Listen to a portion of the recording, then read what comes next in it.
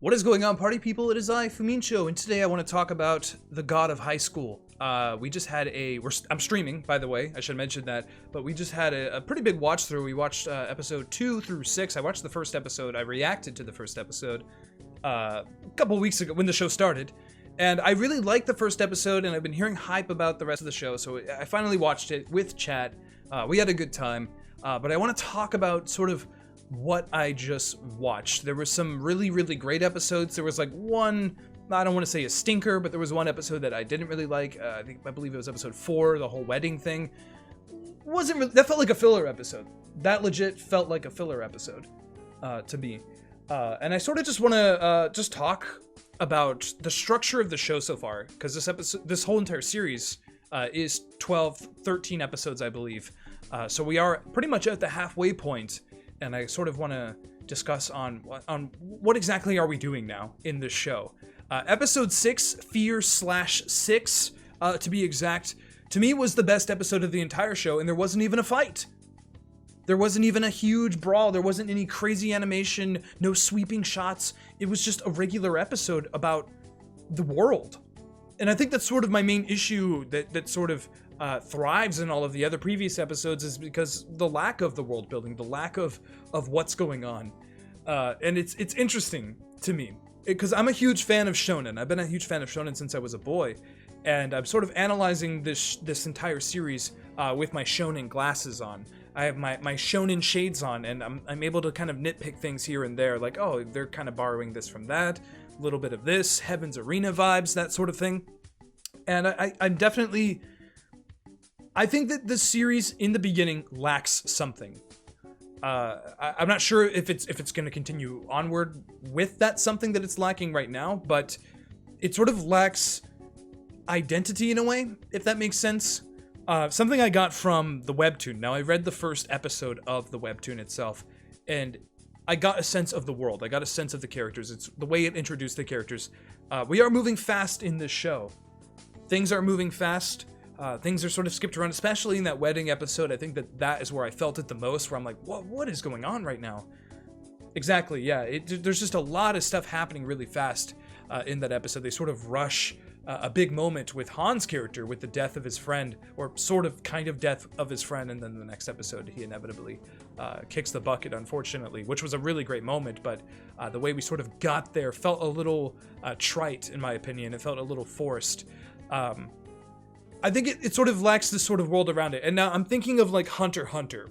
So in episode 6, we're introduced to Charyuk. I believe that's how you pronounce it. You'll have to forgive me for not pronouncing Korean words properly. I'm still learning. Charyuk, I'm not sure. But that's sort of our chakra, our nen, our ki. That's sort of like our power. That's the power of the god kind of deal. It was just introduced, so obviously I don't know everything about it, but it's sort of told to the audience in that way. Like, this is why people have those powers. This is where that power comes from. It comes from Charyuk. That's what Park says to Han.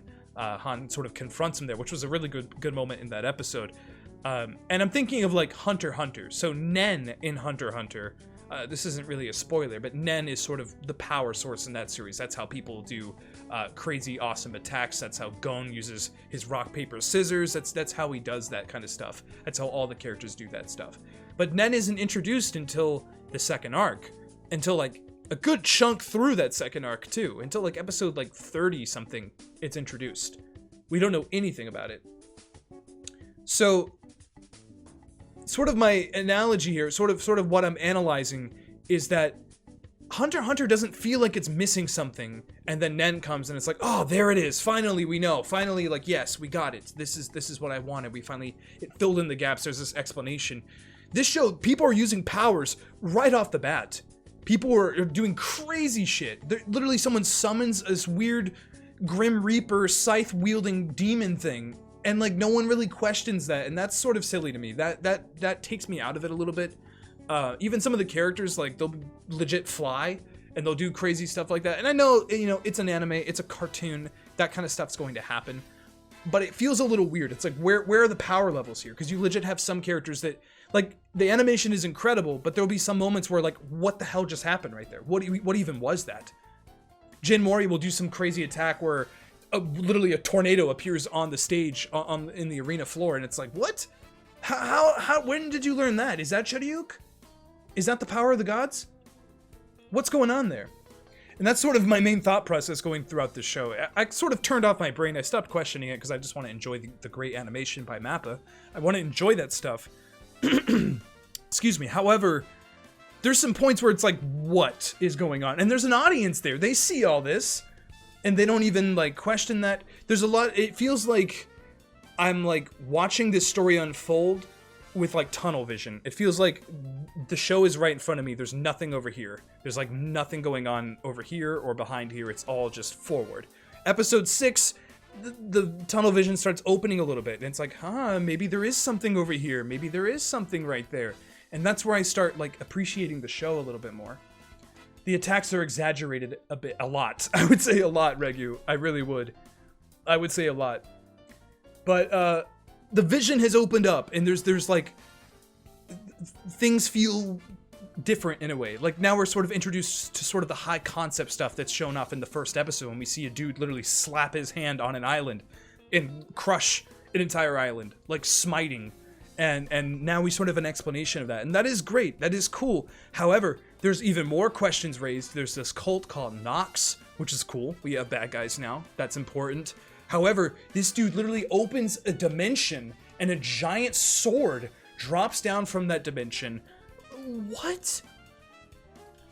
That's cool. Don't get me wrong. I like that. I like the cult scares you. It scares me too. I like that stuff. Give me dimension bending weird god powers. That's super cool. But I feel like the way they're introducing it, it's like they're not explaining it. They're trying to keep it a mystery just for the sake of being a mystery, if that makes sense. Whereas like, I feel like we could have got this Choryuk thing a little bit sooner. I feel like we could have gotten that maybe in episode 3, where it's like, oh, people do have crazy, ridiculous powers, by the way. Like, you're not going to be fighting humans in this tournament. You're going to be fighting people that can use the power of gods and literally summon giant demons and huge swords that come from the heavens. And again, I don't have a problem with that. I just think the way it was structured, like with triple kick, you actually see Mori kicking the person instead of kicking it. Yeah, exactly. You see him kicking the person, but there's still like weird stuff happening in the background and stuff. And I think that's just, again, exaggeration. There's some Easter eggs for Webtoon readers. Oh, for real? That's cool. It's way more grounded in martial arts. It definitely does feel very grounded in martial arts. It definitely feels like, hey, we're fighting. This is a real fight. It's hand-to-hand combat. This is cool. I dig that stuff. There's some insanely good choreography. Some of the best I've seen in recent memory. But there's a lot of like pie in the sky stuff as well. But again, episode 6 sort of opened the horizon a little bit. I'm able to kind of grasp this world and sort of understand it a little bit more. My only concern is that the series is only 12 or 13 episodes, I believe. And it's like, let's go. We got to move now. But I don't want it to move too fast, because then I'm like, I don't want it to be rushed. And there's sort of that issue where it's like the webtoon is being skipped around a little bit. They are cutting things out here and there. From my knowledge, at least. Again, I only read the first episode. But despite all of those concerns, despite all those little nitpicks here and there, I am very much enjoying it. I love what's being presented. I like this show so far. I like these characters.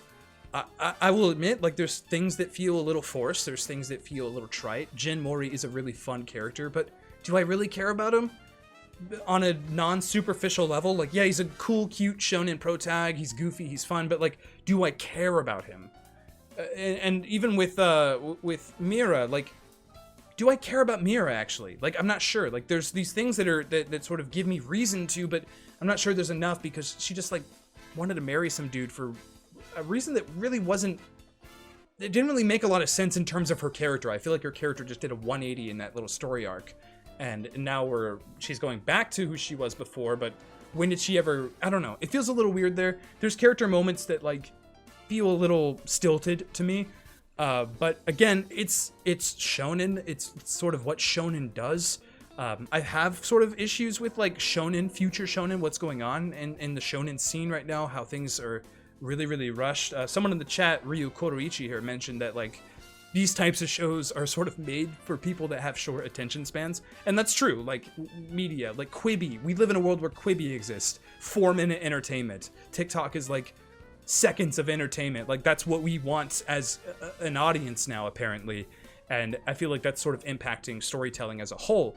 And I'm seeing that, you know, throughout the years. I'm seeing that with My Hero Academia. I'm seeing that with lots of different shows. But you got to sort of find that balance where, like, this still makes coherent sense to the audience member. And so far, this series has ridden that line quite well. They've done well with that. I don't feel like yeah, things feel a little rushed, but it's not like, whoa, what's going on? This is insane. It feels right. It feels normal to me. And that's basically all I wanted to say. That's what I wanted to talk about. I just wanted to discuss sort of my take on this series now that we're basically halfway through it. If you enjoyed this video, hit the like button, blah, blah, blah, but also comment below and give me your thoughts on the first 6 episodes of God of High School. What do you think about this show right now? What has this show done for you? Obviously, you know, Mappa is doing incredible. Obviously, it looks great. But in terms of story, how does it make you feel? Let me know in the comments below. Thank you so much for watching. I'll see you later.